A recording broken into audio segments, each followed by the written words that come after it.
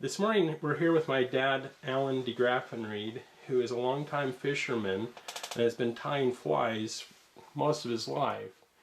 And I just want to introduce him for his YouTube channel that we're going to be doing and talk a little bit about his history of fishing, why he started tying flies, how he keeps the cost down by gathering his own materials together, and then he's going to tie a fly called a Provo River Special that he used when he was a young boy on the Provo River.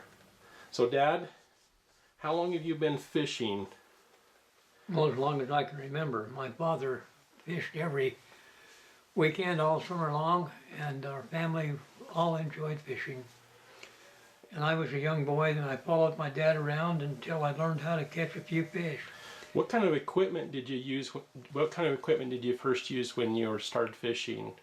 Well, we used to started fishing with just fly poles. Spinning poles weren't even around when I started fishing. The first fishing reel that I ever had was a spinning reel. It was an old Johnson spinning reel, and the leader the monofilament come out the side of the reel. It was a weird looking affair, but it worked. Yeah. And we used that a lot. Did you have cane poles? Were they bamboo cane poles? You could buy for $5 or $6. You could buy a cane pole at that time out of bamboo, and I owned several of them. They weren't the most durable, but they certainly worked. Yeah. I can remember when the first fiberglass poles come out. My father bought one. It was a Conlon, and the idea was that it was guaranteed for life. Well, it didn't last that long, but that was the first glass pole that I ever seen. Was the one that my father bought. What kind of line did you have for your poles? Most of the time when we fished fly poles, we had automatic reels. They would wind up. There was Perrin and Shakespeare made reels like that, and that's what we used with a fly line on it. And then we would put. What was the fly line made out of? I don't know. It was just similar to what we have nowadays. Okay, some kind of rubber-coated braided string or something. That would best describe it. Yeah. So, Dad, when did you start tying flies? Well, I started tying flies when I was 8 or 10 years old. My dad bought a fly tying outfit that had an old Thompson fly tying device. And we tied very simple flies over and over and over again and used them. You used what worked. We used what worked for us. Was there books or instructions? Not very much at that time. So if you're going to learn, you learn from somebody else, or you sort of figured it out. Figured it out ourselves. There later on were books that started telling you how to tie flies that come out. Would there be articles in like Fisher, Field and Stream and things like that? Not very much in those early days. Fly fishing wasn't really that popular. Most of the fishing that we did then was with natural bait. And I can remember my dad loved to fish the streams. He liked to fish rivers and streams, and we would go around the Salt Lake Valley to the wherever the Sweetwater was at, crystal clear springs, the watercress, and we'd gather all of these scuds. We called them shrimp at the time. And he would take and get down into the water with his waders on and with his hip boots on, and he would put this screen that he devised up against the vegetation and pull these wads of watercress over on top of the screen, and then he would shake it, and we would lift the screen out with the watercress on it and shake the watercress out, and we'd get and collect these shrimp, and that's what we used to fish with. We also did the same. Most of the fishing we did as a young boy that I remember was with natural baits, which included worms. We liked worms better than night crawlers. They weren't so big. Grasshoppers. We used grasshoppers. Grasshoppers was always very productive bait to fish. Not so much crickets. There weren't very many, but we would. What about little grubs like mealworms and things? No, never used much of that. Oh. We used rock rollers, and then as I got older, I'd put a screen down in the Provo River, and for my fare for fishing for the day, I'd kick a bunch of rocks loose and collect a bunch of stonefly nymphs and hellgrammites, salmon fly nymphs, and that's what we fished with. We didn't use flies. We fished with a a 7 or 8 foot long leader and split shot. So when did you start tying flies? About how old were you then? Well, I was 8 or 9 years old. The thing that got us involved in tying flies was that in the fall, my dad loved to go up into the Uinta Mountains and to various little small lakes up there, and we fished with flies then. Fly and bubble? Well, that was kind of an interesting change in our fishing techniques. When we had these old Johnson spinning reels, we would take these bubbles that were filled full of water. You'd fill a bubble half full of water for weight, and they had a spindle in the center that was hollow, and you'd put your line through there and fix it with a swivel and a dropper on it. And it was really nice to fish up in the Uintas with those because you could cast out into the lakes so far. And we fished a lot like that. Okay, so now let's talk about your philosophy, because out of all the guys I've seen, you got more fly tying material than everybody, but you didn't spend a fortune on it. And you probably, when you first started tying flies, you didn't just go to the tackle and bait shop and buy all kinds of stuff. There weren't down there. You couldn't buy them. So when you started gathering materials, I remember you telling me that one time you stopped and there was an old porcupine, and your dad got some quills and long hairs off the porcupine and put that with his fly tying equipment. You told me you'd cut a little hair off your dog to tie a fly with. And so you probably gathered horse hairs and things like that. Dad went down at those times here in Utah. They slaughtered horses for meat. And he went down to the place, their slaughterhouse there, and he was interested in tying these Potts hair flies. There was an old wig weaver by the name of Potts that lived in Missoula, Montana, that invented these Potts hair flies. I think if we had some of them around right now, they would be collectibles. But we learned to tie similar. Very difficult to tie his flies like he tied them, but we managed to make them do, and they were really durable flies. They worked well. But you made them with horse hair. And we used horse hair, various colors, black, sorrel hair, palomino hair, and we'd get the tail hair from the tail and tail hair from the mane, hair from the manes. And that's what we used to tie the Potts hair fly. And we tied those for years. Yeah. So how do you keep the cost down on materials? Well, we collected a lot of it ourselves. My dad was, he liked to raise game fowl. And this is a similar hackle to what we had. And of course, he fought chickens when it was still legal for years. And all of them didn't win. And those that didn't win, I got to collect the hackles from the game chickens, the saddle hackles and the neck hackles. Now, I remember when I was young and growing up, you used to have quite a collection of those in your fly tying. I had several. And they last for years, don't they? They do. They last a long time. What about today? How do you keep the cost down today? Because you go to like a sportsman's tackle store, and a hackle like this, a half a hackle that's a really good hackle, will cost you $30, or even a quarter of a hackle will cost you. I saw some recently. They were in the $65 range, but they're. But everything, it seems like it's at least $5 for just a little bit of material. Or you can get some strung hackles from India or wherever it's at, wherever they do that. So how do you keep the cost down? Well, one of the things that I do is that I buy whole skins. Now, we're going to use this today, and these are pheasant feather tippets, and this is basically the hackle feather of the golden pheasant.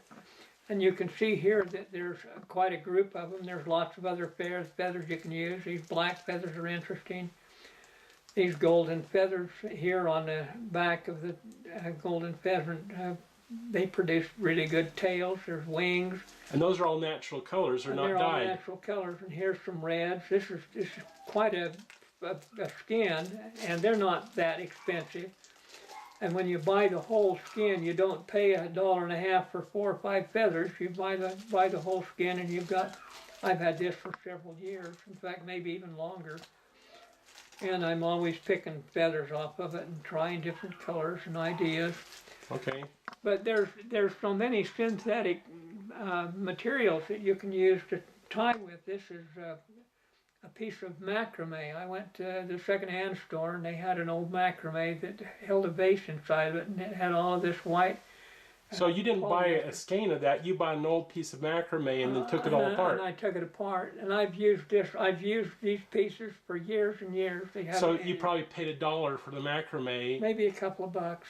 Okay. But the material has very good properties about it. They don't soak up water. What else you got there?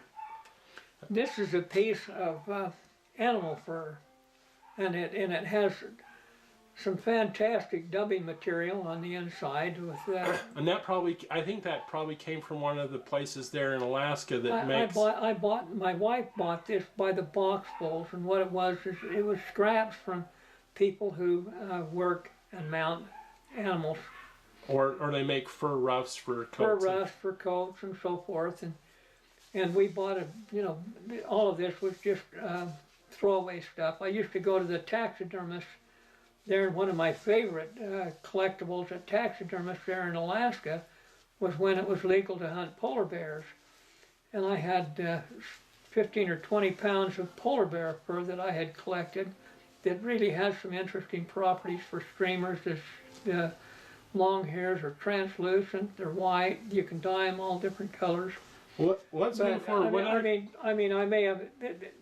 This is so inexpensive. Sometimes they just give it to you just to get rid of it because they don't know what to do with it. What other kind of materials do you have that you gather that are people might not think of as great material, but it's so common?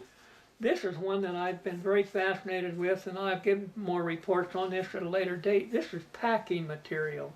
Right. And what it is as you can see, it's very thin foam that is used to pack. But it won't soak up water, right? But it won't. No, it's closed shell. It will not soak up water. It's like it's not your. Anyways, it's water resistant and. Yeah, it's very thin. This wasn't my idea. I had somebody, and I don't know why they did, but they sent me a sample of this saying, try this out for wings. It made a little thinner than this, but it makes phenomenal wings for mayflies and grasshoppers, any type of fly wing that you want, and it's tough, it's durable. But I guess the whole idea is there's all kinds of materials. I didn't pay anything for this. I just took it out of some wrapping of a package that I got. Then here's another interesting, and this wasn't my idea. I remember seeing this article in Field and Stream where this fellow was talking about tying flies without hackles, and he maintained that these made excellent wings. And what it is this is just an old shipping sack that I took a part out of, and then there's enough here to make enough wings. I won't tie all the wings that this can make in the next several years, but you can see that it's translucent, it's tough, it's durable, it's waterproof. And to straighten it out, you just take and run it along a pair of scissors. And there's no expense in this. I collected it from a garbage dump, as I recall. Then of course this is my boys have laughed at me over the years. We live here where there's quite a few pheasants, and we used to hunt pheasants a lot, but I haven't hunted for years. But every once in a while, where I was staying with my son, there'd be a ring-necked pheasant trying to cross the road, and he wouldn't make it. And I would get out and collect from roadkill all the pheasant feathers that I wanted. Yeah, and those right there are $2 or $3 at the. Yeah, and they're really becoming quite popular. There's several nymphs that are tied with the feathers that are come off here, and when they started tying these real small flies, these fibers, biots, whatever you want to call them, can be used to weave very small bodies on sizes 16, 18, 20, 22. A couple of these wrapped around gives you a nice insect type of body. I guess the point is the reason why I ask is that you can keep the cost down. You can gather all your own materials. And here's one that was a real find. I bought this at a second-hand store, and what it was a mop, and it's kind of wadded up right now. And I looked at that when I saw it, and I thought, that's got every color that you can possibly imagine. There's yellows, there's browns, there's greens, there's purples, there's blues, blacks, and all colors in between. I have had this pile of mop fur, and they come in lengths. They're all about a foot long, and they're orange. They're just all sorts of colors. Cost me a couple bucks, and I bought it. I've tied hundreds of flies, and I've still got thousands of flies left in this. Cost me a couple dollars. Yeah. And it's wool. It's got a nymph-like appearance. It's fuzzy on the outside, and it works wonderfully. And I don't have to pay for a 20-inch piece like that comes in these packages that you buy at. And that's like $2.99 or $1.99. It used to be $2.99. This is old, probably about $3.50 now. Yeah. But this was a real find, and I noticed that you can still see these things once in a while, but I keep my eye open for this kind of material. So secondhand stores, garage sales, roadkill along the road. In other words, keep your eyes out. Yeah, I've got. And always be gathering materials together and put them in Ziploc bags to keep it organized. They fine. Like I said, I've had this for 10 or 12 years. Now, I won't live long enough to. Well, Dad, let's save some of this for another episode, but let's go ahead and tie the Provo River Special. So let me get situated here so that we can look at the materials that you're going to use to tie a Provo River Special and have you tie one up for the audience. I'm going to go ahead. We're going to tie this fly here that is our design. We've tied them for years. When did you start using those? Back in the 50s, 40s? In the 50s. Okay. And it's called... We called it the Provo River Special, for lack of a better name. And we tied these by the hundreds. And the reason why we tied so many of them was that we fished with spinning poles and not fly poles. We fished with spinning poles and split shot, and we bounced these along the bottom. I suppose they represent some kind of a nymph. The end result is this fly here, size 4, 6, 8 hook, usually an 8 hook, 3X shank. This is golden pheasant tippet that we're going to use for the tail. This is some of my mop rag that we're going to use to wrap the body with. And this is a game neck hackle. We always like the kind of chocolate brown color.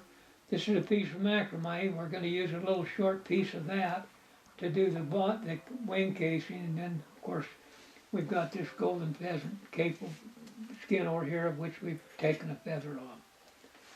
So now we're going to go ahead and start and do a fly. Use this regular wet fly sprout hook.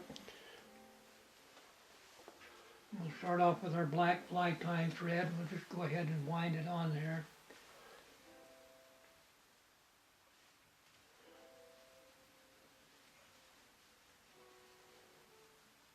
This is extremely strong thread. It's a little heavier than what you would normally use. We bought this in 1,500 foot rolls, 1,500 yard rolls for $7 instead of $3 for a. First we're going to put our golden feathered tail on here, leave about half of the length of the hook out for the tail. Got wrapped around it.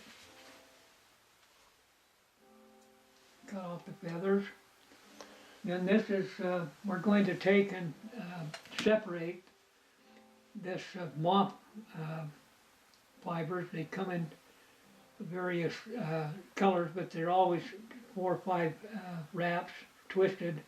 We're just going to untwist it here and pull it apart. You can see that this saves a lot of money as far as material is concerned.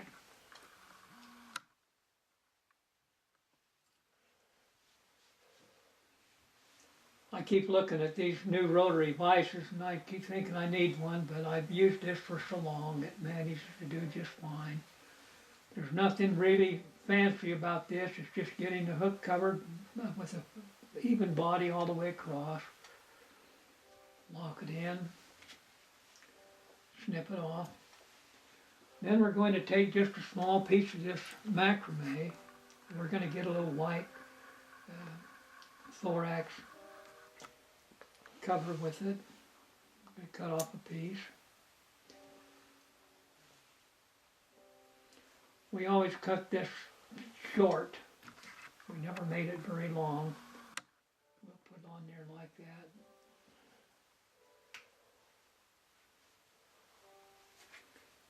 And we'll just cut it right now. Just a little. Then we'll go ahead and select our hackles. We really don't care how long the hackles are. I prefer these type of hackles. They've got a lot of fiber to them. They're webbing. They're soft hackles. And attach those.